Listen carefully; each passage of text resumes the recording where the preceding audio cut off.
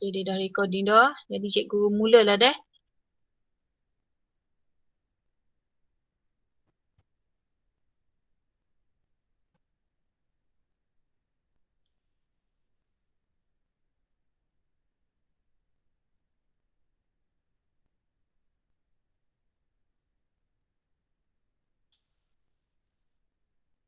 Okay, Mira, nampak tak skrin cikgu? Mira? Nampak dah cikgu. Okay, nampak dah. Okay. So, malam ni cikgu nak awak selesa dengan cikgu lah. Jangan takut-takut lah deh. Tak payah kau apa tanyalah.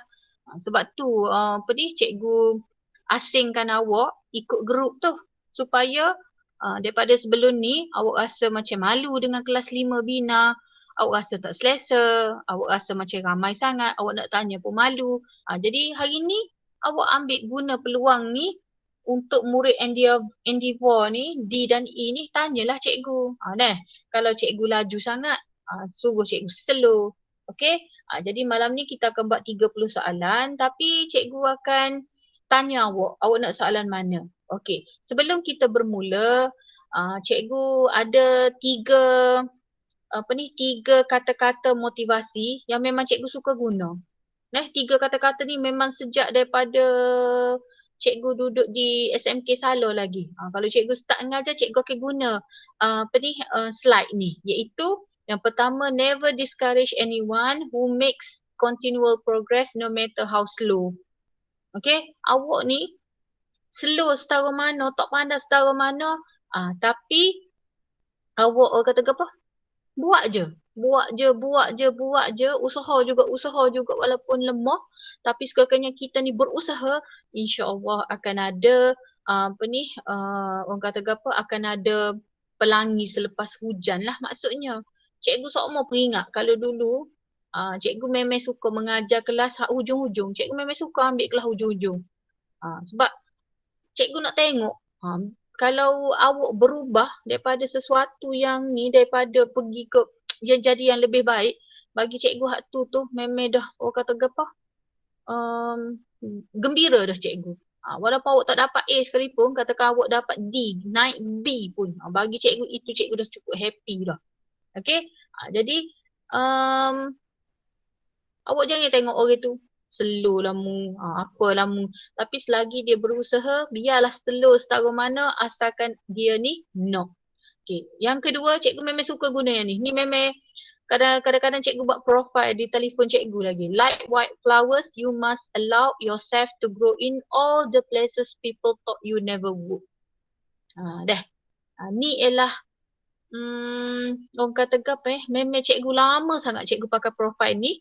Sebab masa tu cikgu mengajar SMK Salor kan, sekolah yang biasa-biasa. Jadi orang selalu pandang rendah cikgu. Dia selalu pandang rendah. Dia selalu macam orang kata apa dia sindir-sindir cikgu. Tapi cikgu memang selalu bila cikgu down cikgu akan tengok.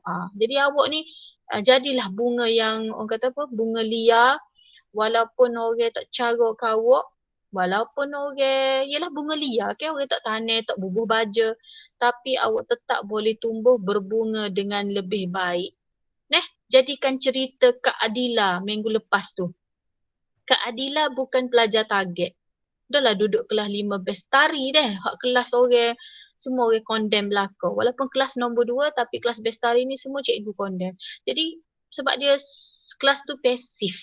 Jadi Kak Adila ni, cikgu selalu kalau masuk kelas 5 best ni, cikgu sok build up dia punya, orang kata apa, semangat dia. Cikgu kata, biarlah orang tengok, orang condemn awak 5 best ni apalah tak pada dengan kelas nombor 2 lemah. Tapi tengok Kak Adila boleh muncul pelajar terbaik dah. Dan ramai juga kelas tu dapat bio A. Okay, dan akhir sekali, there is always a way. Susah macam mana, payah macam mana, mesti ada jawapannya. Contoh awak buat bio. Mesti soalan tu walaupun kebat setara mana pun, mesti ada jawapan dalam buku. Macam Maths. Cikgu pernah lah. Cikgu pun student Maths juga dulu. Cikgu kalau tak boleh buat satu soalan, cikgu tiuk juga. Lepas tu kadang-kadang blame diri sendiri. Buat apa aku bodoh Maths ni. Tapi alih-alih Bila universiti, cikgu ambil AdMed sebagai minor cikgu. So ingatlah, there is always a way. Tengok ni pokok ni.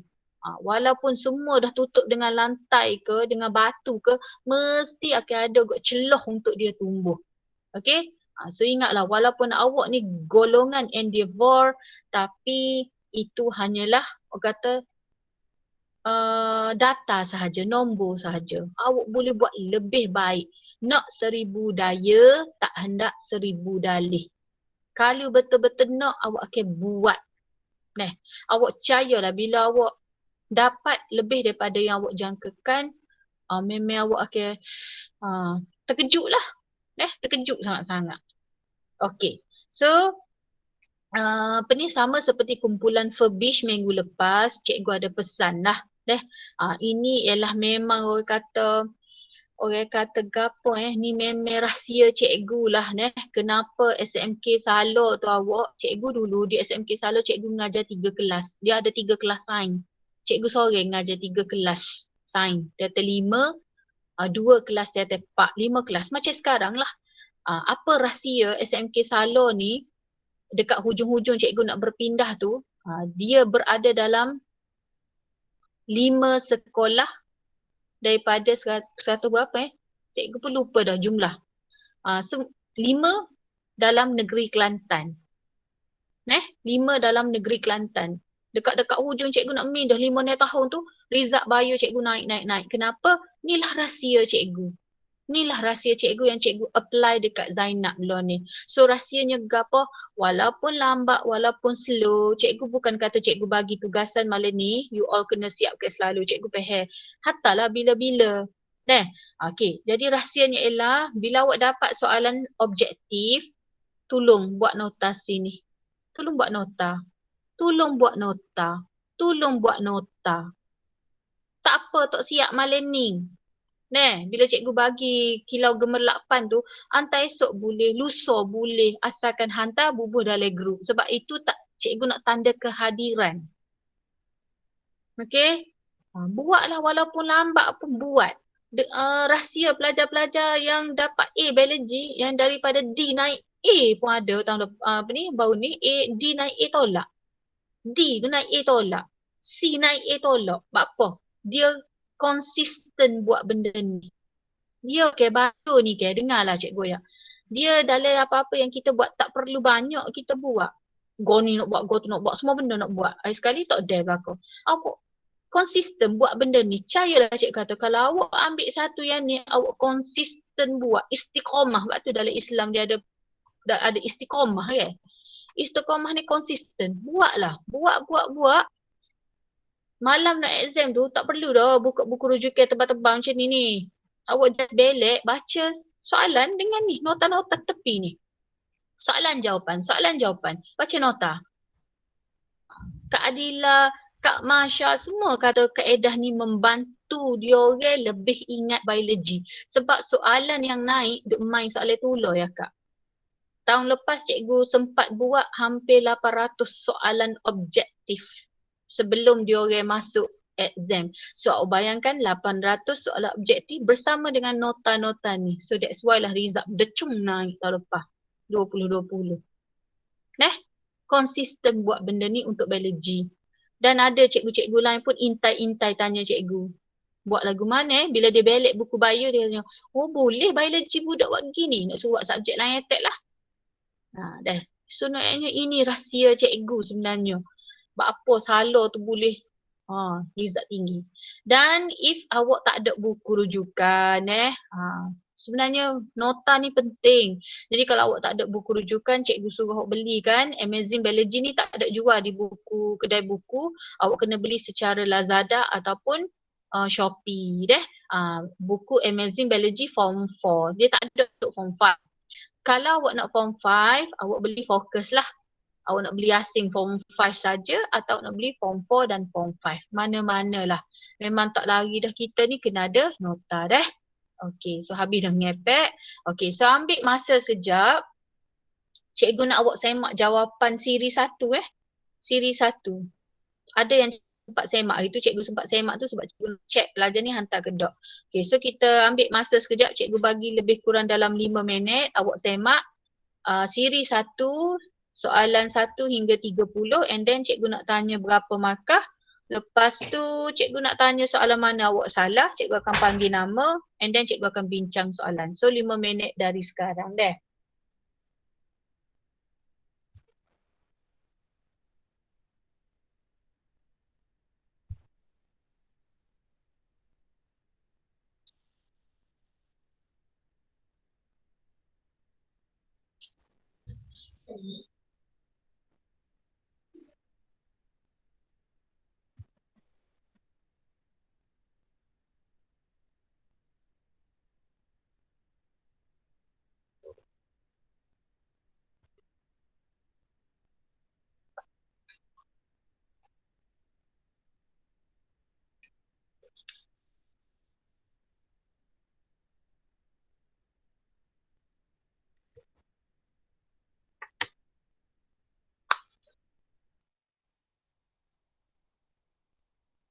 Adilah ada dah ke? Masuk dah ke? Dah cikgu. Okey.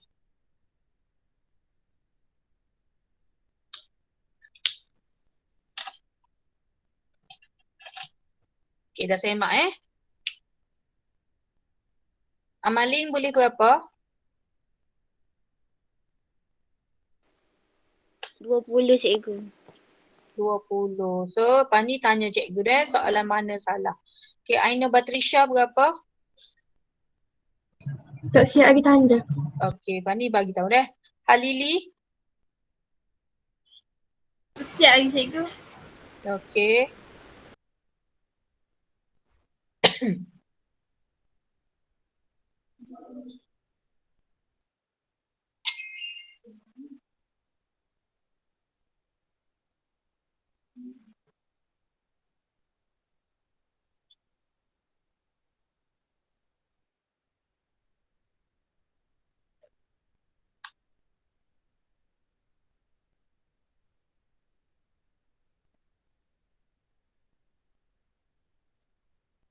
Okey, Nur Alia Nabilah?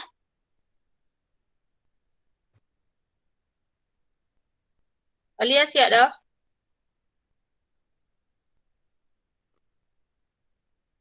Oh, cikgu tak boleh baca tu. Ada siapa boleh baca? Sebab cikgu bila cikgu dah share screen, cikgu tak nampak Alia jawab.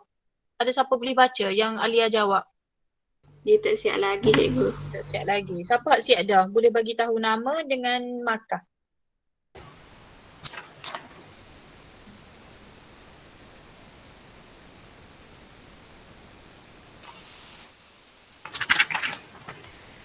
Satu, dua, tiga, empat, lima, enam, tujuh, lapan, sembilan, 10, 11, 12, 13, 14, 15, 16, 17, 18, 19, 20, 21, 22, 23. Dengar yang ni ke? Cikgu dengar yang ni ke? 24 cikgu. Siapa? Halili. Halili, 24 Okay.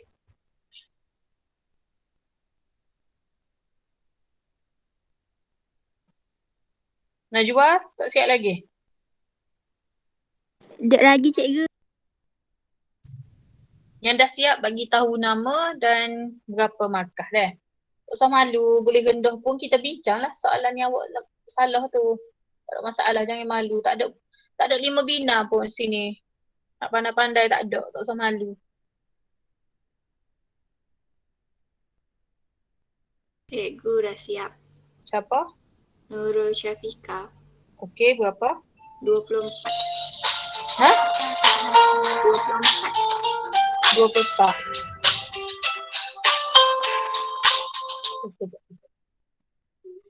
Oh, thank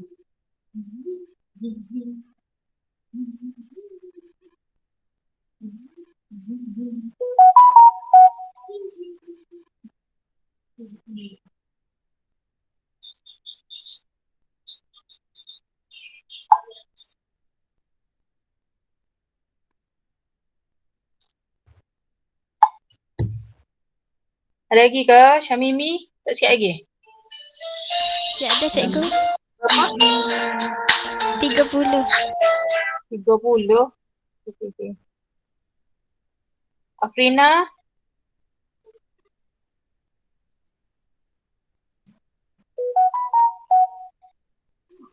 Afrina Atta. Belum lagi. Nik Amira Husna. Cikgu Aina 25. Aina. Apa dia? Aina 25. Aina 25. Okay. Lagi? Siapa? Siap? Amira Afrina tak siap lagi? Tak lagi cikgu Meta. Cikgu, saya dapat 25. 25. Adilah kan? Okay. Sasa, berapa Sasa?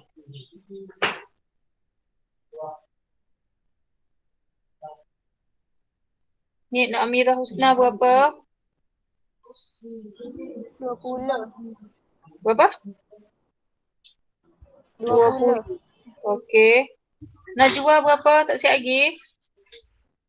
Amira Afrina. Nur Alia Nabila. Najwa 24 cikgu. Najwa 24. Okey. Mira 23. Mira 23. Lagi. Afrina Akhtar. Cikgu Ain Syuhada 20. Ain Syuhada 20. Cikgu Salsabila 22. Okey. Alia. Alia 18 cikgu. Okey. Afrina Akhtar ada ke? Macam tak nyahut. Afrina tak ada cikgu.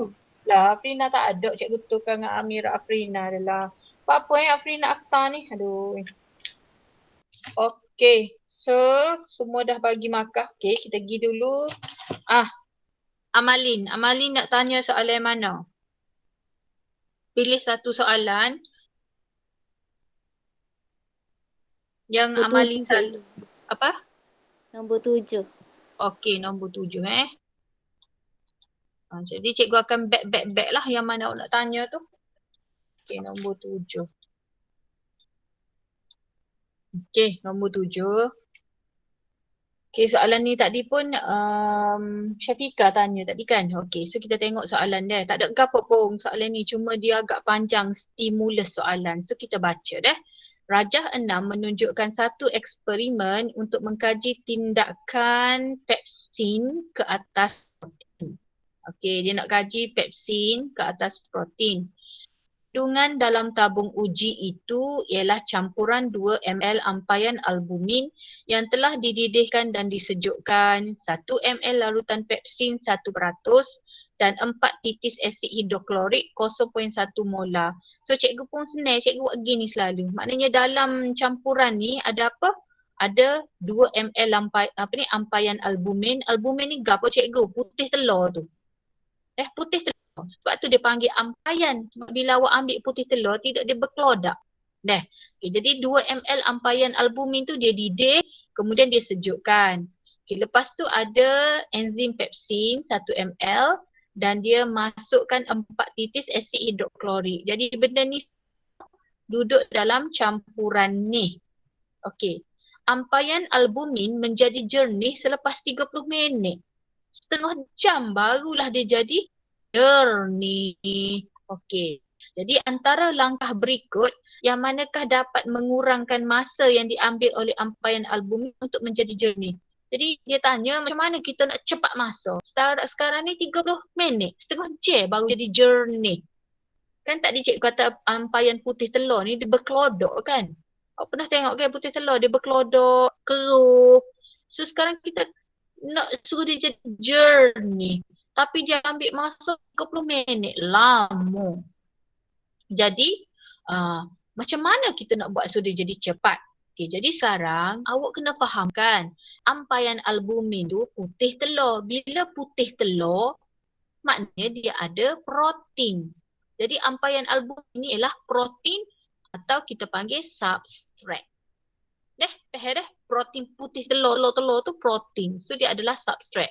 Dan kenapa dia didih? Lepas tu dia sejuk. Sebab dia nak dapatkan suhu 30 hingga 40. Apa faham tak? Didih. Maybe suhu 80 ke. Lepas tu dia pun sejukkan balik. Tu maksudnya dia nak dapatkan suhu 30, 40. Okay, lepas tu kenapa dia masukkan pepsin cikgu? Sebab pepsin tu ialah enzim. Maknanya sudah ada substrat, sudah ada enzim pepsin. Jadi awak pun kena tahulah, oh kalau dia masukkan pepsin, hidrolisis ke apa, oh dia nak pecahkan protein dalam telur menjadi polipeptida. Okay, jelas lah. Dan kenapa pula cikgu dia campur asid hidroklorik? Nama lagi asid. Asid ni sebab dia nak menyediakan medium yang berasid. Kerana pepsin dia nak pH 1.5 hingga 2.0, iaitu pH yang berasid barulah dia boleh bertindak. Jadi semua cukup lengkap. Ada, enzim ada, asid ada. Memang cukup lengkap sebab tu dia jadi jernih. Tetapi apa masa dia 30 minit? Jadi soalan ni tanya, lagu mana kita nak buat biar masa dia tu cepat lagi daripada 30 minit. Maknanya buat-buat pun jadi selalu. Okey, jadi kita pun cek jawapan. Kurangkan suhu kus air kepada 30. Suhu comel dah ni. Tapi dia nak suruh kurang lagi suhu. Mungkin suhu dia tu dalam average 35, 36. Awak nak suruh turun lagi 30. Logik tak? Nak turun suhu lagi. Maknanya tindak balas akan jadi kohor lambat lagi. Okey, jawapan nombor 2 B. Tingkatkan isi padu larutan pepsin 1% kepada 2 ml. Maknanya kita tambah enzim kohor banyak. Sebab pepsin ni enzim. Jadi maknanya dia kata daripada 1% kita nak tambah jadi 2 ml lagi. Okey, soalan C, jawab C. Tingkatkan isi padu ampaian albumin. Oh, maknanya kita nak tambah substrat kohor banyak. Enzim tak tambah tapi substrat kohor banyak. Okey, jawapan D, kurangkan isi padu asid hidroklorik. Nak kurang lagi. So jawapan dia yang mana? Jawapan dia gak, kalau kita nak suruh cepat gak, kita kena tambah enzim kohor banyak lah. Jadi bila enzim kohor banyak, banyaklah enzim boleh bertindak dengan protein dalam albumin. Okey, barulah mungkin masa dia 15 minit jernih dah. Okey, jelas Okey. Aino Batrisha nak tanya soalan mana? 16 je. 16. 15 6. Okey, so kita 16 je. 16. Okey, 16 Okey, 16. Hari ni cikgu nak dengar suara awak, nak tanya. Biar awak tanya sebab kalau cikgu duk bincang benda hak awak tahu dah pun buat gapo. Okey. Jadual 1 menunjukkan keputusan ujian kumpulan darah bagi 4 orang murid K, L, M dan N. Oh, awak kena fahamkan ni. Okey. Kalau NTA, suka awak lah. NT aku ke dia tu, maknanya awak tak suka. Maknanya, okey, jadi kalau NTA, maknanya mungkin dia tu B. Kalau dia NTB, maknanya dia ni darah A. Sebab tu bila masuk dalam ni, darah dia bergumpal. Okey, darah dia bergumpal. Okey, jadi kita tengok sekejap sebelum cikgu pergi lebih lanjut. Sekejap cikgu nak angkat benda ni biar awak nampak. Okey, jadi awak nampak tak? Jadi kalau dia ni ada dua-dua. NTA ada, NTB ada, maksudnya gapo? Maknanya dah NTA, darah B. Kalau NTB, darah A. Maknanya orang K ni darah A, B. Betul tak? Dia ada dua. Okey ni. So dia adalah darah A, B. Okey, hak ni pula. NTA. Okey. NTA. Tak ada gumpal. B. NTB. Darah A. Apa maksudnya? Bergumpal. Tak ada bergumpalan. Kalau ada penggumpalan maknanya tak ada. Okey, so maknanya orang L ni darah A dia. Betul tak? Sekejap lah cikgu tengah cari kau. Nak bisa faham ni. Okey, Sebelum cikgu pergi lebih lanjut sekejap kita tengok benda ni. Sekejap kita pergi tengok hak bawah ni dulu. Okey, dia kata jika darah kedua-dua penderma dan penerima tidak sepadan, maka sel darah cikgu silap ni, sorry dah. Maka sel darah penerima akan mengalami penggumpalan. Maknanya kalau sel darah merah penerima tak sesuai benda tu, dia penggumpalan. So kalau awak tengok sini, dia bergumpal, anti-B. Anti-B maknanya anti ke B. Maknanya dia darah A. Tapi dia bergumpal. Bila dia bergumpal, maknanya orang ni tak ada penggumpalan, dia darah B lah. Faham dia? Okey, sama macam hak ni. Anti-A maknanya dia menunjukkan B. Kalau anti-B menunjukkan A. Tapi hak ni penggumpalan. Hak ni tak ada penggumpalan. So maknanya N ni darah A lah. Kita cari hak tak ada penggumpalan. Sebab kalau dia tak kena, dia akan menggumpal. Okay, hak ni pula tak ada dua-dua. Tak ada dua-dua. So anti-A, B, anti-B, A. Cikgu ni silap rasanya. Bukan hak ni darah A. Anti, apa ni? Sekejap cikgu rasa macam ada silap jawapan soalan ni. Sekejap. Kita tengok soalan sekejap. Murid yang manakah boleh menderma darah kepada seseorang yang mempunyai kumpulan darah B? Okey, sekejap dah. Kita tengok soalan. Cikgu takut dia salah bagi gambar.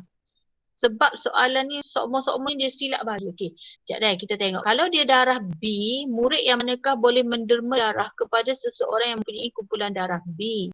Okey, kita tengok dah. Kalau dia orang darah B, sekarang soalan ni tanya murid mana hak boleh derma kepada darah B. Jadi kita cari hak ni lah. Maknanya orang darah B boleh menerima darah daripada B dan O. Awak ingat tak cikgu kata orang darah O ni adalah orang kaya. Sebab apa dia kaya? Awak nampak tak? Dia boleh derma kepada sesiapa sahaja. Dia kaya. Dia boleh derma kepada A, B dan O. Okey, jadi soalan tanya murid mana hak boleh derma kepada orang yang darah B. So awak kena cari orang yang berdarah B dan orang yang berdarah O. Okey, orang yang berdarah B dan orang yang berdarah O. Okey, sekejap deh kita cari. Okey, kita baca ni. Jika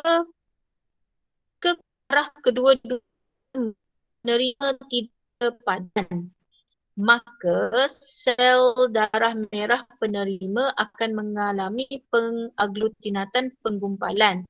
Okey, yang ni maksud dia kalau awak derma juga. Katakan contoh orang tu darah B, kawan awak tu darah B.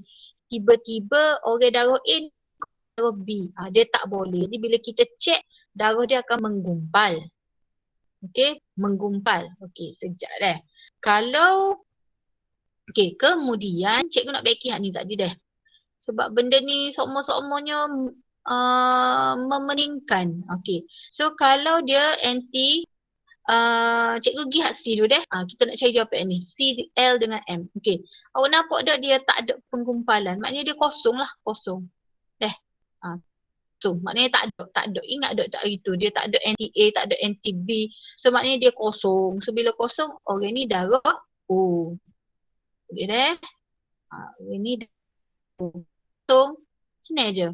Kosong. Di belakang. So anti A dot, anti B dot, maka dia darah O. So M ni boleh derma. Okay, kemudian apa ni? Anti A maknanya dia B deh. Betul tak? Anti A, dia anti ke A. Jadi dia tak ada B. Kalau dia anti B, maka A. Awak kena ingat gitu. Kalau anti A, dia anti ke A je. Maknanya dia tu B lah. Kalau dia anti B, maknanya dia tu A. Tapi awak kena tengok mana tak ada penggumpalan. Kalau tak ada penggumpalan kak, maknanya dah B ni, L berdarah B. Faham kau? Kalau ada, boleh deh. Kau tak faham? Faham cikgu. Okey, jadi Sebab kadang-kadang hak ni sama dia apa ni? Dia macam menggelirukan lah. Okay, jadi kalau misalnya kata NTA, B. Kalau NTB A. Tapi A tu tak ada penggumpalan. Maka orang N ni darah A. So mana hak sesuai nak tolong orang hak darah B tu? Jawapan dia ialah mestilah orang kena darah B dan O. So jawapan dia L dan M. So C. Okay, kalau awak derma juga tak kena darah, maka akan berlaku penggumpalan darah tu akan gupal jadi tokar, sumbat salur darah, mati. Sebab tu dia tak boleh kalau darah yang tak sesuai. Okey. Okey, kita pergi kepada Halili. Halili nak tanya soalan mana? 21 cikgu. 21 Dia tak apa je awak nak undur balik kepada soalan sebelum ni pun tak apa, tak ada masalah dah. Okey, soalan 21. Oh, soalan ni. Soalan ni memanglah kena ngapa dah.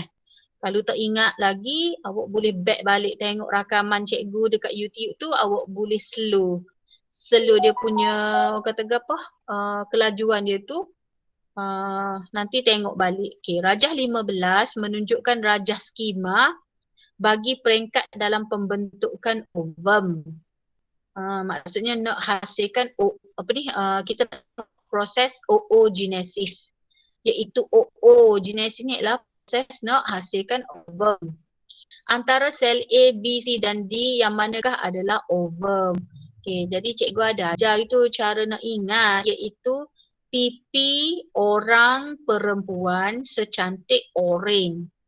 Okay, pipi orang perempuan secantik orang. So kita ambil dulu. Kalau sini ogonium. Ogonium maknanya pipi orang perempuan. Okay. Lepas tu hak besar ni lah secantik. Hak besar ni lah orang. Okay, so kita tengok dah. Apa dia pipi. Okay, kalau awak perasan, hak jantan spermatogenesis pun dia akan start dengan, dia akan mula dengan sel germa primordium. Ingat tak? Spermatogenesis hak jantan pun. Dia akan bermula dengan sel germa primordium juga deh. Semua akan start dengan sel germa primordium 2N diploid. Apa ni? 2N diploid. Sebab sel germa primordium ni adalah sel yang tak jadi gapa-gapa lagi.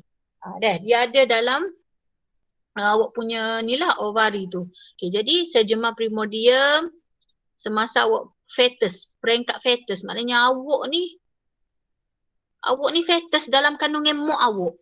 Jadi dalam ovari awak ni ada banyak sel germa primordium. Awak faham ke? Awak tak keluar lagi ni, awak tak lahir lagi. Awak masa ni fetus. Awak ni dalam keadaan fetus, dalam kandungan mak awak. Jadi dalam ovari awak masa ni sudah ada banyak sel germa primordium. Okay, nanti sel germa primordium, P tu, sel germa primordium akan menjalani mitosis berulang kali. Apa dia kata mitosis berulang kali? Maknanya sekali dia buat, sekali dia buat, dapat ni. Lepas tu dia buat lagi sekali. Dapat dua lagi. Lepas buat lagi sekali. Dapat dua lagi. Sebab tu kalau tengok anak panah dia tu, sini.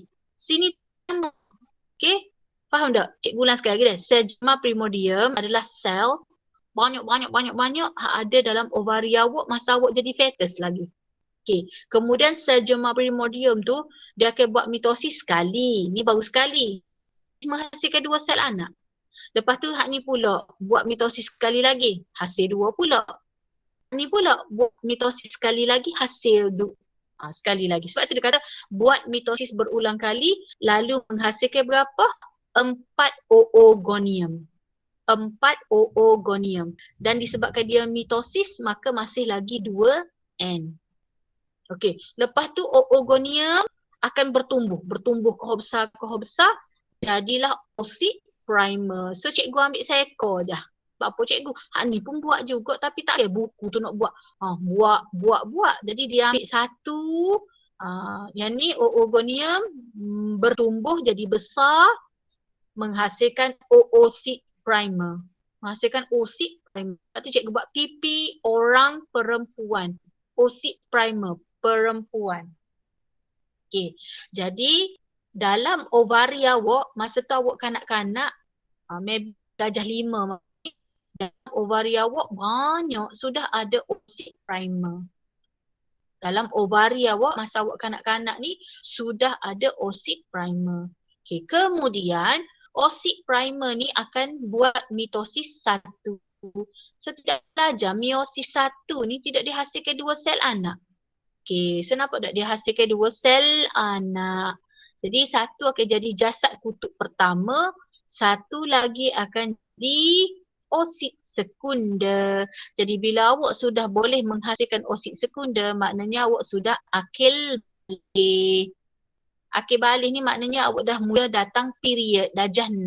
Jadi bila awak dah hasilkan oosit sekunder, awak kena hati-hati tu lah. Maknanya kalau berlaku kemasukan sperma, awak boleh mengandung sebab awak sudah ada oosit sekunder. Okey, oosit sekunder bila dah buat meiosis 1, maknanya dia dah jadi half, separuh, end, haploid. Okey, dan bila oosit sekunder ni nak keluar? Dia akan keluar apabila pengovulan berlaku. Pengovulan berlaku. Okey, dan nampak tak? Jasad kutub pertama ni dia akan juga buat meiosis 2. Hasil 2. Tapi semua ni akan jadi hak tinggalnya hanyalah oosit sekunder, dan oosit sekunder ni bila masuk sperma, barulah kita kena kata ovum disenyawakan oleh sperma. Tak faham. Sebab masa ni dia jadi oosit sekunder ni, dia akan berhenti buat meiosis 2 setakat metafasa saja. Dia tak berhabis anafasa, telofasa, dia tak buat berhabis. Jadi oosit sekunder awak tu yang dilepaskan, yang dibebaskan setiap kali awak buat pengovulan, oosit sekunder dia hanya berhenti setakat metafasa sahaja. Dia tak berhabis anafasa, telofasa dak. Bila dia nak berhabis cikgu? Bila oosit sekunder tu dia dah jadi ovum. Bila dia nak jadi ovum? Ovum disenyawakan oleh sperma.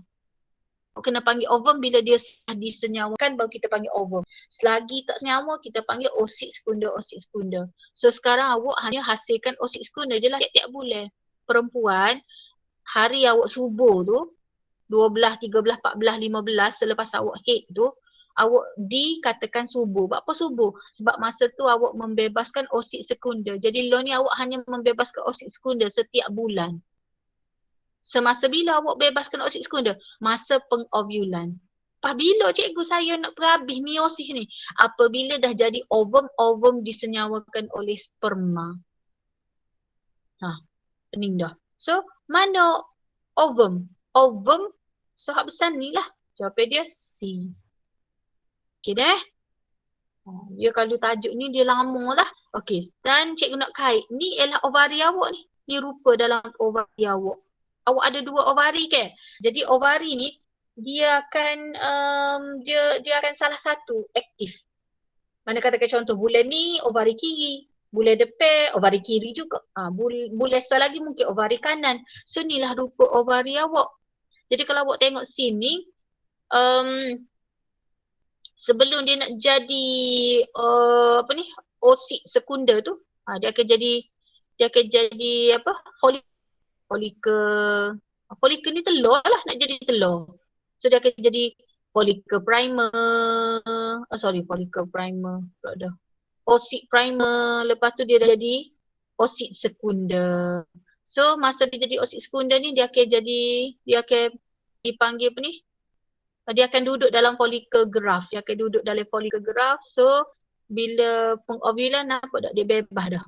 Oosit sekunder awak dah keluar dah. Jadi masa ni kalau sperma masuk, maka kita akan panggil ovum disenyawakan oleh sperma.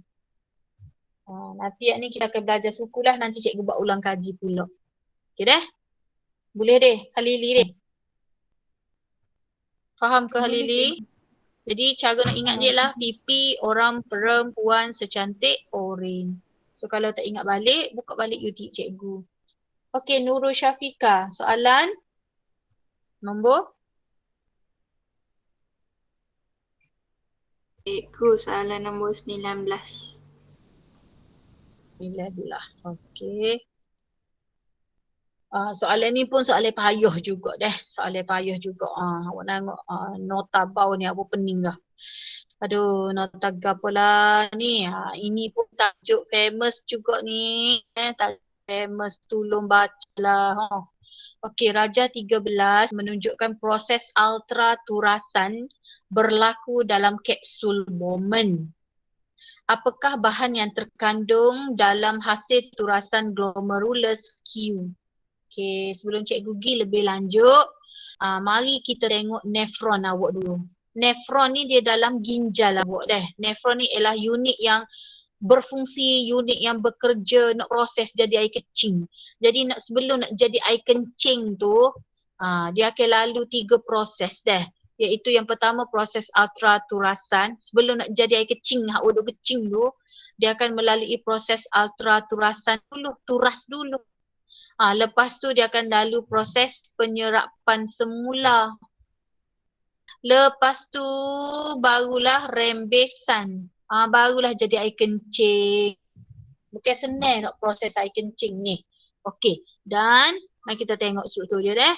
Okey, yang ni yang berbentuk cawan ni.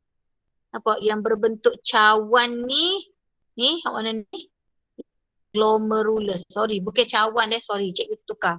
Yang berbentuk ni kapilari darah ni. Ni kan kapilari darah ni. Ni ialah glomerulus. Yang pegang dia ni macam cawan ni, yang macam cawan ni, hak pegang dia ni kita panggil kapsul Bowman. Boleh? Kapsul Bowman. Pelajar yang dah belajar cikgu rasa ada nota ni kan dengan awak kan? Okay. Ni nota cikgu buat ni cikgu tulis. Kalau tak ada nanti insya-Allah bersemuka cikgu bagi nanti deh. Ingat ke cikgu. Okey. Kemudian cikgu baca dulu atas deh. Darah yang memasuki glomerulus bertekanan tinggi. Jadi maksudnya ni darah belakang ni darah. Masuk. Darah masuk dalam ginjal awak. Okey. Darah yang masuk dalam glomerulus ni, hak masuk sini ni, dalam ni adalah bertekanan hidrostatik tinggi kerana diameter arteriol afferent lebih besar daripada diameter efferent. Okey, awak nampak tak? Diameter sini, diameter hak ni kecil. Jadi darah masuk sini laju banyak dan bertekanan tinggi. Tekanan ini menyebabkan berlakunya ultraturasan, iaitu bendalai meresap melalui dinding kapilari glomerulus ke dalam rongga kapsul Bowman. Okay. Jadi, cikgu lukis sini dah. Jadi darah masuk ni laju ni. Darah laju lagi, banyak lagi. Masuk. Jadi sebab akibat tekanan tinggi, dia terturas keluar. Dah. Cikgu suka panggil jeluok. Apa jeluok? Macam awak masukkan air dalam cawan, awak tak sedar. Awak masuk sampai terjeluok, terkeluar. Jadi akibat tekanan tinggi sini, darah. Sebab asal-asalnya adalah darah. Darah yang bawa oksigen. Awak kena tahu kandungan dalam darah. Dalam darah ada air, ada glukosa, ada asid amino dalam darah ni. Ada hormon dalam darah. Ada apa lagi? Macam-macam. Jadi darah hak masuk sini akibat tekanan tinggi ni, dia terturas keluar. Kita panggil dia terturas. Sebab tu dia panggil proses ultraturasan. Dia terturas, tertubik, terkeluar. Melalui dinding kapilari glomerulus ke dalam rongga kapsul Bowman. Jadi dia terkeluar daripada glomerulus masuk dalam cawan ni. Masuk dalam kapsul Bowman. Faham ke?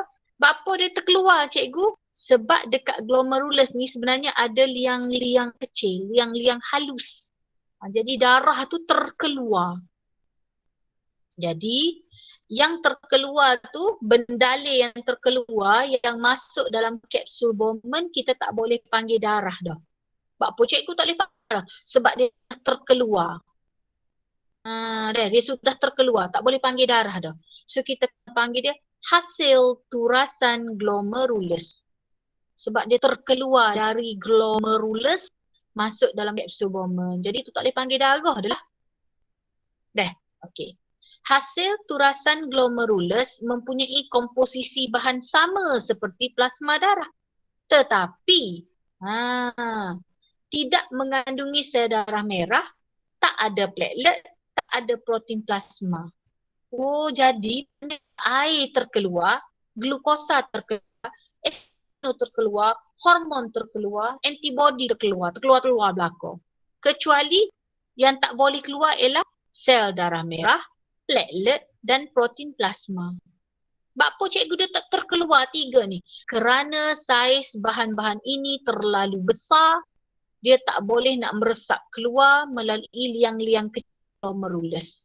Jadi sebab tu yang duduk dalam glomerulus tu masih lagi jadi darah. Manakala yang keluar tu kita tak boleh panggil darah dah. Kita kena panggil hasil turasan glomerulus. So jawapan dia, apakah bahan yang terkandung dalam hasil turasan glomerulus Q? Jadi objek A. Oh ada merah, salah. Kata dah tadi kan dia tak ada darah. Okey. So kita baca lagi C. Nutrient gas dan protein plasma.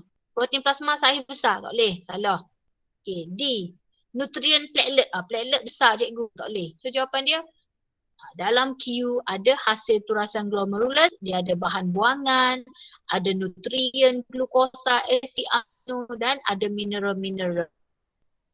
So jawapan dia B. So proses dekat kawasan ni kita panggil proses ultraturasan. Wah cikgu, penyerapan semula ni berlaku kat mana? Penyerapan semula berlaku kat sini. Tubuh berlingkar proksimal, liku Henle, tubuh berlingkar distal. Okay, penyerapan semula berlaku dekat sini. Lepas tu rembesan berlaku kat sini. Ni dua ni, rembesan. Okay, so cikgu tak pergi banyak dah sebab kalau pergi banyak tak habis soalan ni. Okay, seterusnya. Syamimi nak tanya soalan mana? Ya, nak tanya soalan nombor 10 cikgu. 10, okay. So kalau line putus-putus tu sorry deh sebab start hujan dah ni kita ni.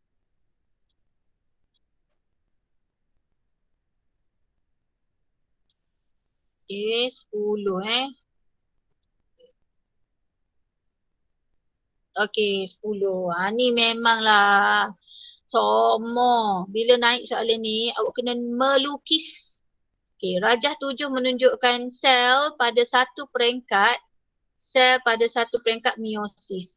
Dia senang je kak. Mitosis ko, meiosis ko. Awak ingat Pak Emak. Ingat Pak Emak. Apa Pak Emak? Kalau meiosis, awak kena mikir. Dia ni meiosis 1 ke meiosis 2. Okey. Kalau meiosis 1, dia mesti ada homolog. Dia mesti ada homolog tu gapo? Kromosom hak sama besar tu.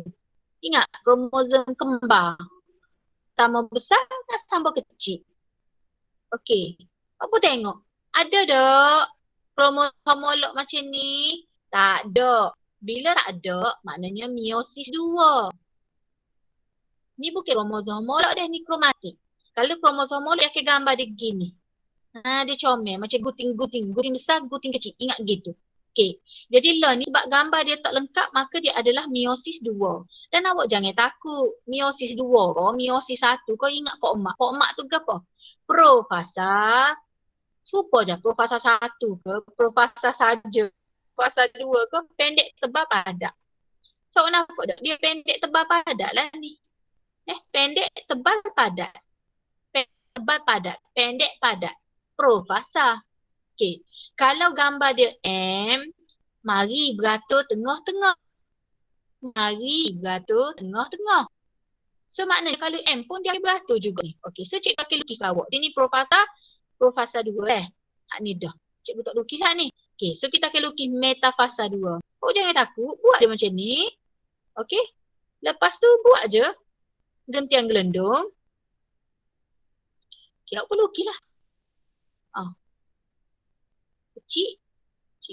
Nampak? Boleh? Cikgu color. Besar, kecil. Boleh Awak lukis je ni, awak tarik je. Ni duduk sini. Hak hitam besar ni duduk sini. Okey? Okey, jadi dia mari berata tengah-tengah. Okey, kemudian A. A anafasa. Okey, so bila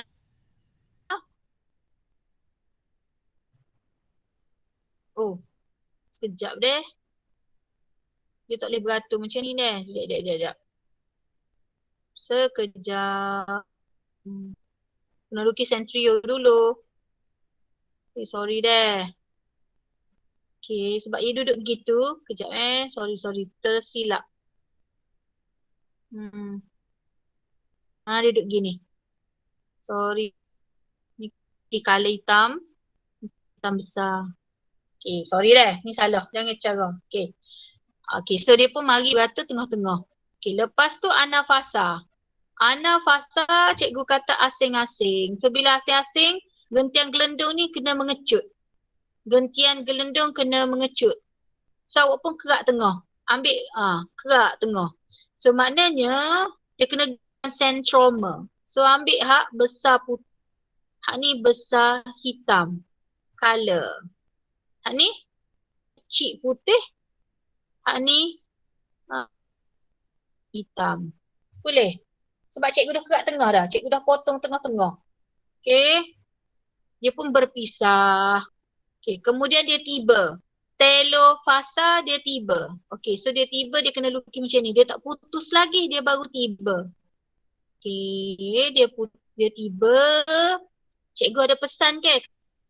Terus. Buat ambil je ni, lukis sini. Jadi dia akan jadi besar, kecil. Okay. Lukisan ni pula. Besar, kecil. Boleh? Okay, lepas tu apa kata? Cikgu, tak ada jawapan lah cikgu. Tak ada jawapan. Ni memang salah dah. Dia mesti kena lukis dua-dua gini je. Putus sel anak. Okay, kalau macam, sebab apa tak ada jawapan? Sebab di atas, di atas dia beratur macam mana. Jadi kita tak tahu dia beratur macam mana. Mungkin dia beratur putih, besar, hitam, kecil. So awak cari je lah hak lebih kurang. Jawapan dia hak lebih kurang. So kalau nak kata hak ni,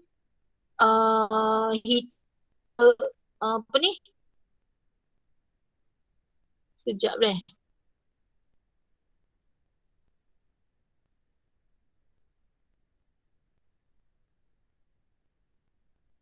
Actually, sekejap deh. Actually, gambar ni ada silap ni. Gambar ni ada silap. Sebab apa cikgu kata ada silap? Sebab kalau dia meiosis 2, dia kena lukis separuh hitam, separuh hitam, separuh putih. Sebab apa? Sebab masa meiosis 1, masa meiosis 1 profasa 1, dia berlaku pindah silang deh. Sudah berlaku pindah silang. Jadi sepatutnya ni dia lukis ada sekerak hitam, sekerak putih. Tapi mungkin sebab cetakkan buku.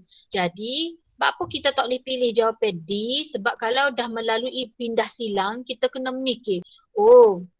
Walaupun gambar ni salah, tetapi sebab dia meiosis 2 dah gambar ni, sepatutnya masa meiosis aku pindah silang. So jawapan dia A lah. Faham? Dia kena ada sekerak hitam, sekerak putih sebab dia dah masuk peringkat meiosis 2 dah ni. Kita tengah bincang meiosis 2 ni. So maknanya masa meiosis 1 lagi, gambar ni sepatutnya dia lukis ada sekerak hitam, sekerak putih. Jadi jawapan B memang salah terus sebab dia buat pak. Yang ni salah lah sebab ada 1. Dia kena sama ada yang ni atau yang ni. Tapi sebab dia meiosis 2, maknanya kena ada sekerak hitam, sekerak putih kerana pindah silang semasa profasa 1, maka kita ambil jawapan A. Okay dah? Okay, seterusnya. Nik Nur Amirah Husna, nak soalan mana? Boleh ke Syamimi? Faham ke? Faham cikgu. Ya. Okay, Amirah. Amirah nak soalan mana? Yang Amirah salah lah. 25 cikgu. Okey, 25 Cikgu kena pergi laju sikit lah. 25 ke depan.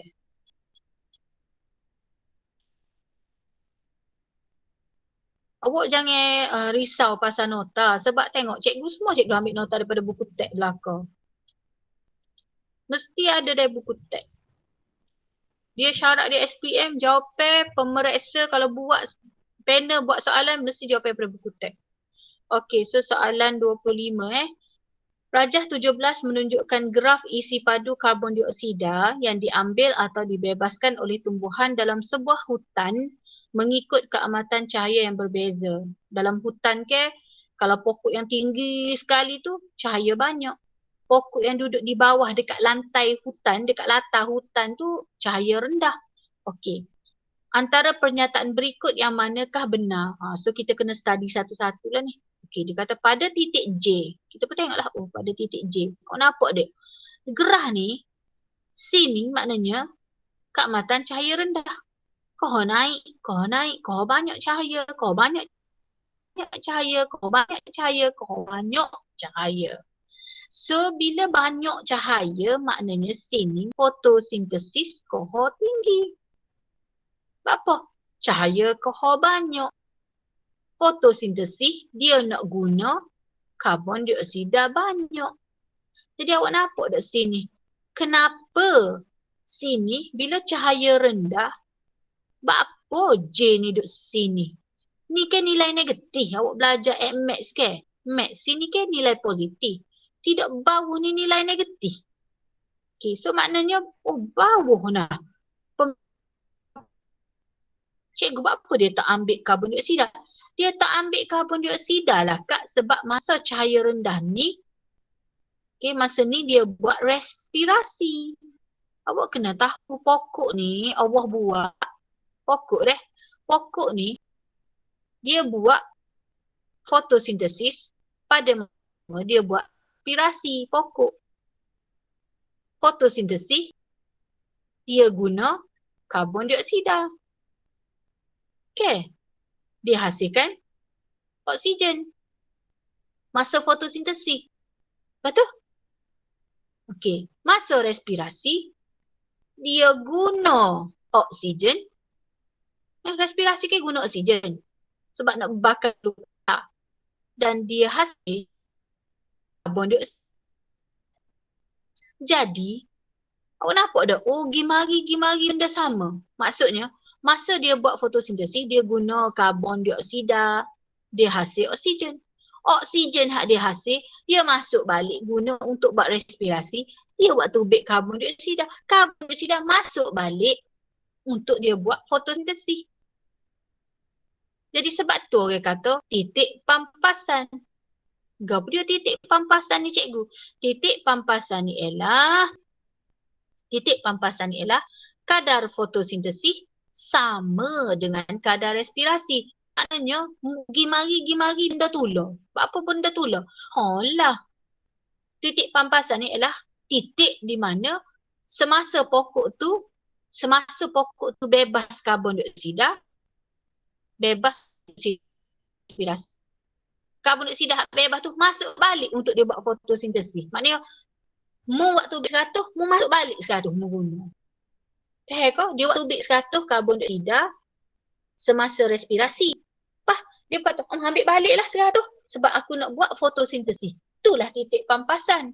Iaitu kadar fotosintesis sama dengan kadar respirasi. Jadi bila duk tubik gimari benda tular, maka glukosa yang dihasilkan adalah sama lah. Maknanya gini, dia hasilkan glukosa daripada fotosintesis, glukosa tu jugalah dia bakar.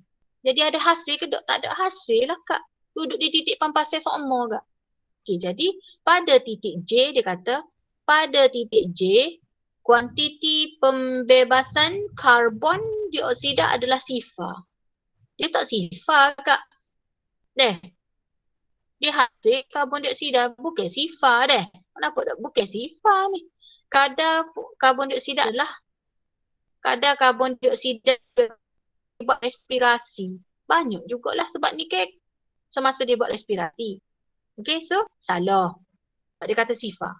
Okay, B, pada titik L, kita tengok pada titik L, kuantiti pembebasan karbon dioksida adalah maksima.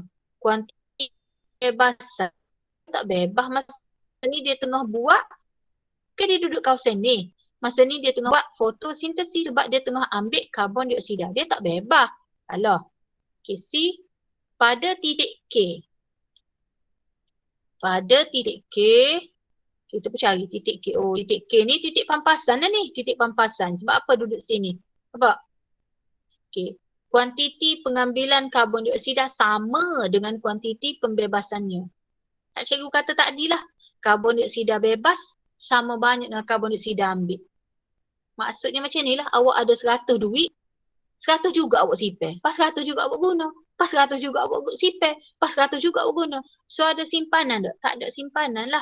Sebab tu kalau pokok dia kekal berada di titik pampasan. Dia duduk kekal sini semua. Jadi dia hasil. Tak ada hasil, tak ada buah. Dia tak akan berbuah. Sebab apa? Sebab karbon dioksida yang dia hasil, karbon dioksida tu jugalah untuk dia buat respirasi. Jadi tak ada hasil fotosintesis dia. Duk main pak tular je. Jelas? Okay, kalau titik M, kuantiti pengambilan karbon dioksida sama. Kuantiti pengambilan lebih ni. Sebab tu hidup tinggi sini. So jawapan dia C. Boleh?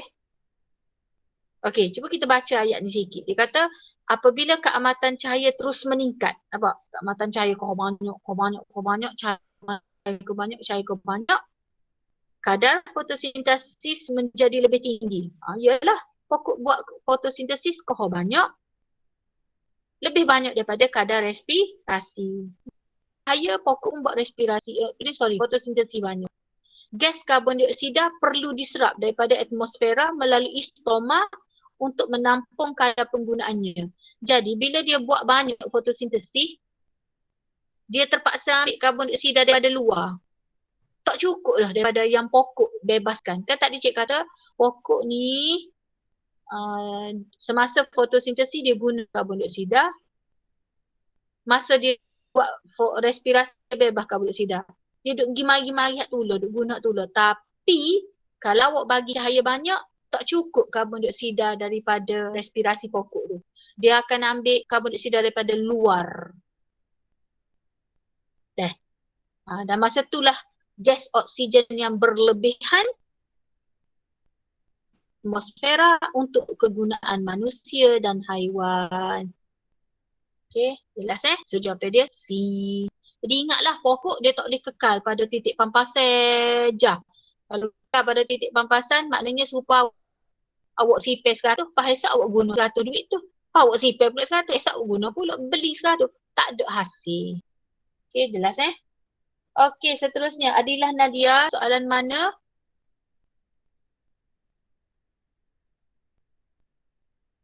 Tak ada cikgu.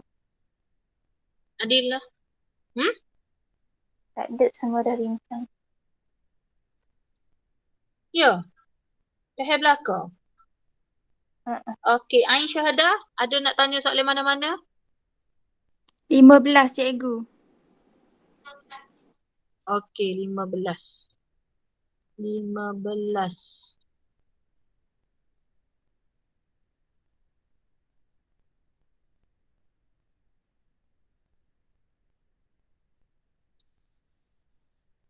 Jauh sikit lah kena ngunduh. Okey, 15 Okey. Rajah 11 menunjukkan pesakit jantung yang mempunyai perentak. Dia terpaksa pakai perentak dah ni. Apakah kegunaan perentak kepada pesakit itu? Okey, so kita baca sekejap. Okey, peredaran dalam darah manusia Penghasilan daya yang menyebabkan peredaran darah dalam manusia disebabkan oleh pengepaman jantung. Maknanya jantung ni bila dia mengepam, dia akan pam darah keluar daripada aorta hantar ke seluruh badan. So maknanya jantungnya dia kena mengecup mengendur. Okay, dia nak pam, dia nak mengecup tu, dia nak mengepam tu, dia kena kecup kendur. Sebab tu jantung awak dia bunyi loop, dup, loop, dup. Kenapa? Loop tu, dia kecup ni dulu. atrium dulu. Okay, faham tak? Atrium. Lepas tu, dup. Ni pula mengecut. Yang bawah ni pula, ventricle. Faham ke? Ni kita ada atrium kanan, atrium kiri. Ventricle kanan, ventricle kiri. So masa loop tu, yang atas ni dulu. Dua-dua atrium. Loop. Dia tolak darah masuk dalam ni. Okay, kemudian bila ventricle mengecut, dup. Ketuk darah keluar. Sebab tu jantung awak dengar loop, dup, loop, dup. Okay. Kemudian, pengecutan jantung. Nak mengecut mula-mula ni dia kena atrium kanan dengan kiri tu sebab bahagian atas. Okay. Pengecutan jantung dimulakan dan dikoordinasi oleh perentak jantung. Perentak jantung ni siapa? Perentak jantung ni ialah sekumpulan sel otot jantung yang khusus untuk memulakan kadar pengecutan jantung dan okey, cikgu akan lukiskan jantung awak. Awak ingat dia awak dah belajar, kita ada satu jantung tapi 4 ruang. Okey, kita ada satu je jantung tapi 4 ruang. Ni atrium kanan, atrium kiri, ventricle kanan, ventricle kiri. Okey, jadi cikgu kata tadi dia kena hak ni dulu kecut ni. Dua-dua ni kecut dulu. Okey, dua-dua ni kecut dulu. Sebab tu dia bunyi loop. Lepas tu, yang ni pula kecut. Dup. Barulah dia akan tolak pam darah ke seluruh badan. Okey, jadi nak kecut tu, dia kena ada perentak jantung. Jadi perentak jantung ni siapa? Perentak lah. Macam awak lah, awak dengar lagu, mesti kena ada rentak. Kalau tidak, dia jadi lagu. Dia tak panggil lagu. Kalau dia ada na, dia ada rentak. Jadi jantung awak nak mengecut, nak bunyi lup ni, dia kena ada perentak. Jadi perentak tu duduk di mana? Perentak tu duduk di sini. Dia tu sekumpulan sel. Sekumpulan sel yang duduk dekat dinding atrium kanan. Okey. Okey, sekarang kita baca dah. Perentak jantung, okey sekejap Bila perentak jantung ni rosak, orang ni kena pakai benda ni. Dia kena pakai perentak tiruan ni. Cikgu dia kena ada rentak lah. Dia kena ada rentak lah. Jadi bila perentak dia punah, dia kena pakai perentak palsu ni. Okey, perentak tiruan. Okey. Jadi, apa fungsi perentak ni? Perentak jantung menjadi elektrik merebak dengan cepat melalui dinding atrium. Jadi fungsi perentak jantung ni ialah dia nak jana impas elektrik, dia nak keluarkan impas elektrik, dia nak keluarkan elektrik. Dia nak hantar mana elektrik tu? Dia nak hantar ke dinding kedua-dua atrium. Jadi bila dah sampai elektrik, sebab tu awak perasan dah bila orang tu macam gapo pesek gapo pensan dia. Doktor ambil gapo tidak doktor ambil tu macam iron tu. Tidak dia apa tu? Tu sebenarnya dia beri renjatan elektrik itu. Awak tahu dia macam kalau orang panggil gap lah cikgu lupa dah. Dia macam stareka ya sebenarnya benda tu. Dia nak cah elektrik tu. Sebab tu dia letak dada tu terakak orang-orang tu. Sebab dia nak bagi elektrik ni. Dia nak suruh dia ni keluar elektrik tu. Jadi, fungsi perentak jantung ni ialah untuk menjana impas elektrik supaya impas ni merebak kedua-dua atrium. Okey, bila dah sampai impas elektrik kedua-dua dinding atrium ni, maka kedua-dua atrium mengecut secara berikma. Jadi dua-dua ni akan mengecut. Faham? Okey. Jadi perentak hak mula-mula duk sini ni, hak mula-mula nak ni yang berlaku di dua-dua atrium ni, kita panggil nodus sinoatrium ni. Atrium ni. Ataupun kita panggil SAN. Boleh? Jadi dia kena start dengan SAN dulu sebab dua-dua ni atrium. Sebab tu dia panggil nodus sinoatrium. Okey. Jadi apakah kegunaan perentak kepada pesakit itu? Sebab tu kita ambil jawapan dia C. Sebab apa? Okey, kita tengok dah dua. Menggantikan SAN lah.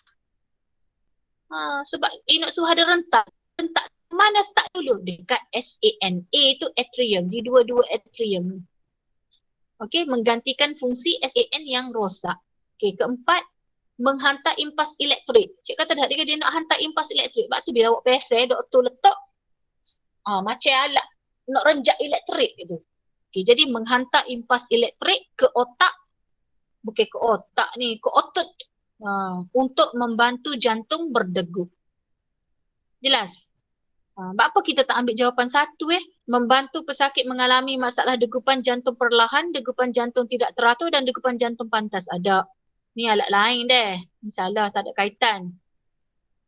Ketiga, impas elektrik yang dicetuskan oleh perentak akan merangsang pengecutan pada otot aorta. Tak, dia untuk SAN. A tu kedua-dua atrium. Ingat deh?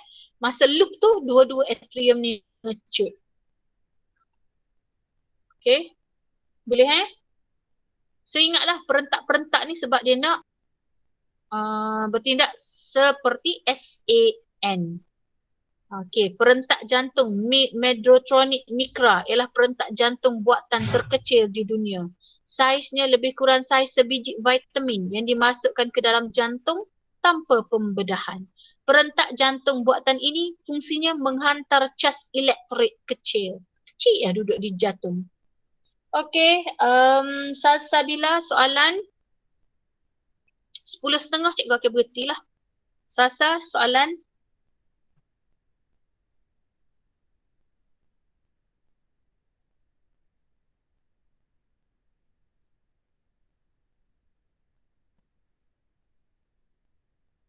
So Salsa gimana dah?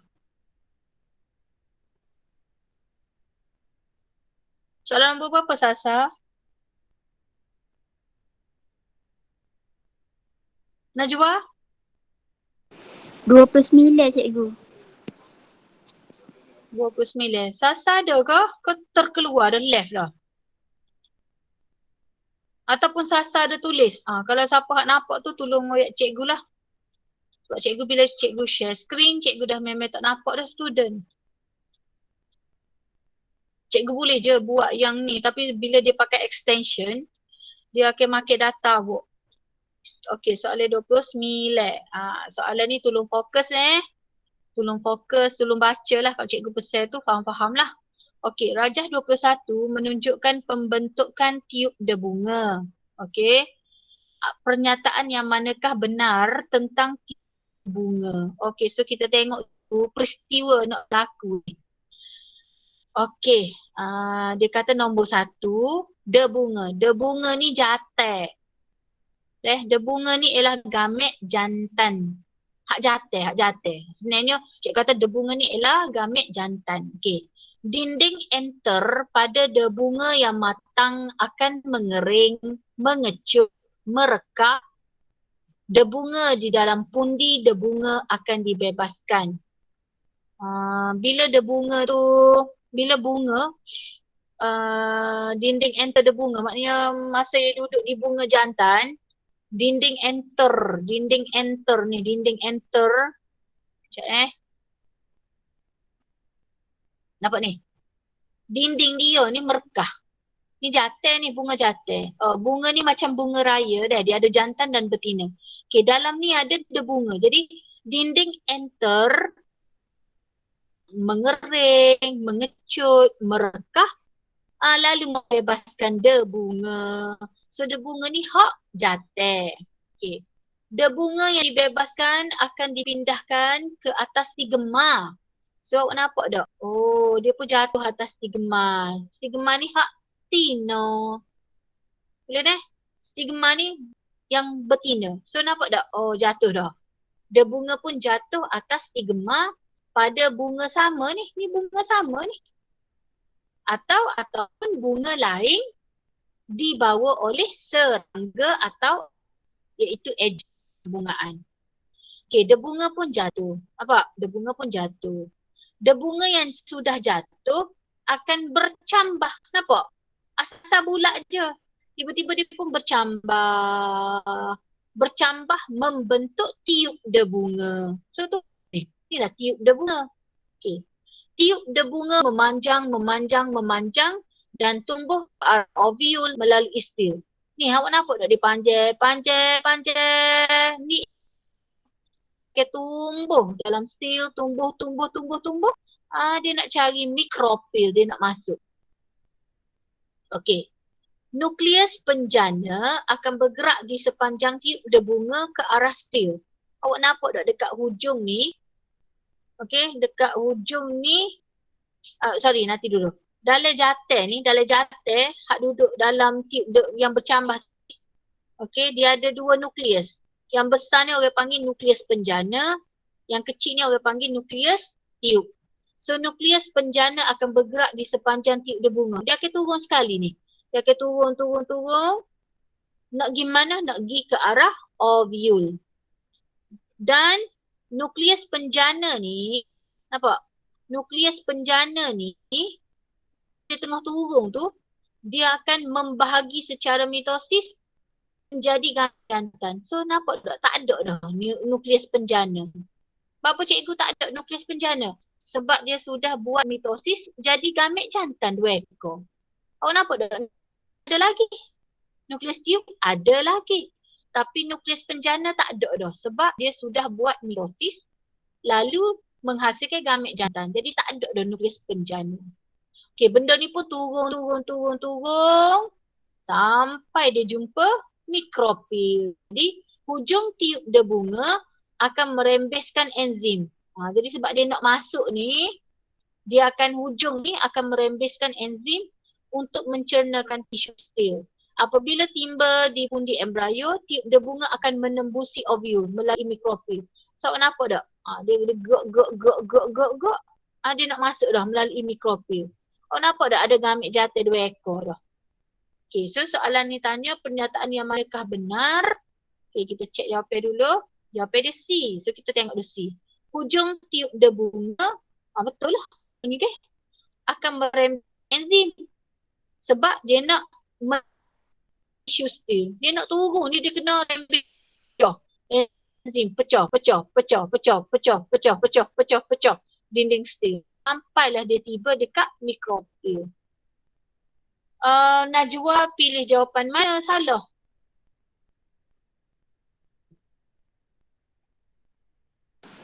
Cikgu. Najwa ambil jawapan mana? Okey, kita tengok A dah. Nukleus penjana akan membahagi secara meiosis. Betul gamet jantan. Pernyataan yang manakah benar? Jawapan A ni betul. Tetapi sebab dia nak fokus kepada tiub debunga. Dia nak fokus tiub debunga ni. So dia nak tahu cerita macam mana tiub debunga ni boleh turun. So dia tak tanya pasal nukleus penjana dalam tiub debunga tu. Sebenarnya soalan 29 ni tak berapa comel lah bagi cikgu. Sebab tahu jawab A tu, jawapan A pun betul sebenarnya. Ya Allah, pakak aku jadi bengong. Salah. Abang cik pening tu. Meiosis dia. Salah dekat meiosis. Sorry. Dia salah dekat meiosis. Mitosis. Okay, jadi 2 sel anak. So, salah sini. Najwa terbola. Okay. Izzati ada. Okay, Amira Afrina. Amira. Cikgu,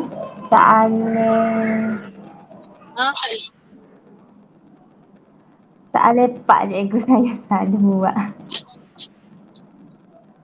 Okey, soalan Pak So kita tinggal sore lagi Alia Nabilah Okey, soalan Pak kena undur. Undur. Yes. Tak lagi.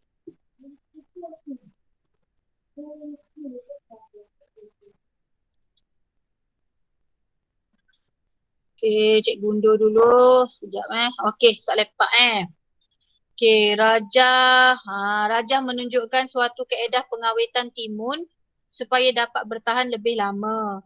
Kaedah ini mengambil masa sebulan untuk melengkapkan proses pengawetan. antara berikut yang manakah dapat memendekkan masa proses pengawitan tersebut? Mira ambil jawapan mana? Jawapan D. Okey, awak ambil jawapan D. Bila sebut pengawitan, biasa guna garam, gula, cuka. Okey. Kan dalam tajuk osmosis ni.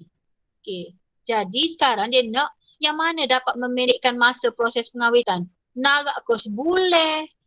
Baru jadi jeruk awak letih lah nak makannya. Jadi kalau awak ambil jawapan D, menggantikan larutan dengan larutan kurang kepekatannya. Kalau awak ambil larutan kurang kepekatannya, dia jadi lagi cair, Kak. Kurang kepekatan maknanya cair. Bila cair, hipotonik, Kak. Bila hipotonik, air masuk. Bila air masuk, cair ke? Cair ni hipotonik. Air luar banyak. Air akan masuk dalam jeruk awak. Bila masuk, bakteria membiak.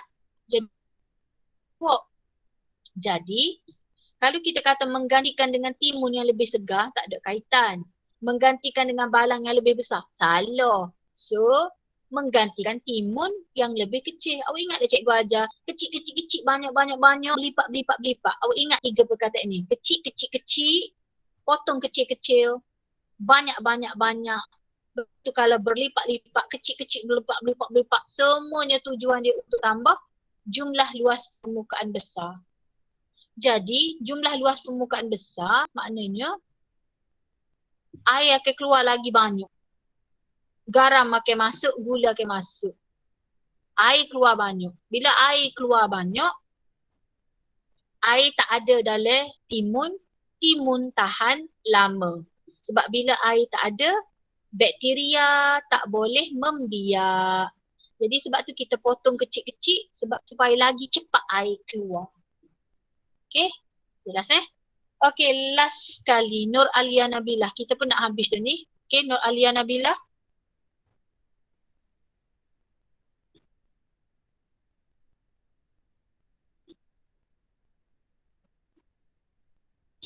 Alia? Alia Nabila dia nak nombor 28 cikgu. Nombor 28. Last Sasa gimana dah left lah? Terkeluar dah.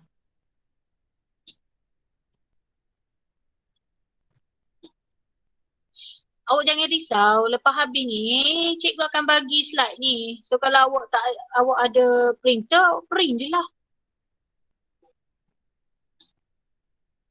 Okay, so nombor 28 Last lah. Boleh dah nak pergi makan ke, nak tidur ke, nak solat ke, yang belum solat. Oh, soalan 28 Rajah 20 menunjukkan keratan rentas memanjang sekuntum bunga. Apakah yang akan berlaku jika bahagian S terdedah radioaktif? So, S tu gapos. S ialah ovule. Okay. Awak pun tengok jawapan. Tadi cikgu cerita dah kan? So tadi cikgu kata gamit jantan ni akan masuk mensenyawakan yang dalam ovule ni. Okey. Jadi bila gamit jantan, 2 ekor jantan ni, orang semak ni, 2 ekor jantan ni. Awak ingat gitu? Oh, ada 2 ni gamit jantan. So, 1 gamit jantan sepatutnya dia mensenyawakan 1 sel telur. 1 lagi gamit jantan akan mensenyawakan 2 nukleus kutub. Tak boleh ni. Okay, 2 nukleus kutub. Sebab tu dia panggil persenyawaan ganda 2. Sebab nanti bila gamit jantan ni masuk dalam ni, dalam ovule ni, oh awak tak tahu dia, dalam ovule tu ada apa? Okay, cikgu lukis sekejap. Ni ovule. Okay, dalam ni setiap sosor ni, ada berapa ovule ni? So, 2, 3, 4, 5, 6, 7, 8. Ada 8 pun di embrio. So maknanya ada 8. Ni baru 1 ni hak cikgu nak lukis kat awak ni. Maknanya dia ada 8 struktur ni. Struktur ke apa cikgu? 3, 2, 3. 2 ni sinergik. 3 ni, Allah cikgu tak ingat. dia dah 3 ni. Antipodal. 3 ni sel antipodal. 2 sel nukleus kutub sebab dia duduk tengah. 2 ni nukleus kutub. So ni sel telur. Sel telur kat kalau kita kat ovum kita lah. Okay, jadi jantan ni gamit jantan, satu gamit jantan akan senyawa sel telur ni. Satu lagi gamit jantan akan senyawa 2 nukleus kutub. Pas cikgu dia ni jadi gana? Dia ni sel sinergik dengan antipodal ni akan merosot dengan sendiri, akan hilang dengan sendiri, merosot. Sebab tu dia panggil persenyawaan ganda 2. Sebab 2 gamit jantan akan senyawa 2 kali. Senyawa ni seko, senyawa ni attack. Jadi apa jadi kalau S ni terkena sinaran radioaktif, maka ni bagus. So kita ada 8 ni. Setiap sesa ni ada benda ni sebanyak 8. Daripada sini dia akan jadi buah dan biji benih. Ni bila dah bersenyawa ganda 2 ni, dia akan jadi biji benih. So nanti ni dia akan hasil 8 ni buah. Jadi persenyawaan ganda 2 tidak berlaku sebab rosak dah pundi embrio ni. Rosak dah pundi embrio ni. Dia tak akan jadi buah. Jadi jawapan dia persenyawaan ganda 2 tidak akan berlaku. Okey, so sebelum cikgu berakhir ada nak tanya apa-apa? Tak ada cikgu. Tak ada deh, letih dah deh. Letih sehari dah. Okey, so kalau tak ada apa-apa, cikgu akan hantar dalam grup lah. Kalau Adilah tu cikgu akan hantar personal kot sebab awak sore je daripada kelas bina. Okey, so Assalamualaikum. Kita jumpa hari Selasa dalam kelas lah. Okey, Assalamualaikum. Salam cikgu. Terima kasih. Terima kasih Terima cikgu. kasih, cikgu. Terima kasih cikgu. Terima kasih cikgu. Jadi esok cikgu akan bagi siri 3 dah.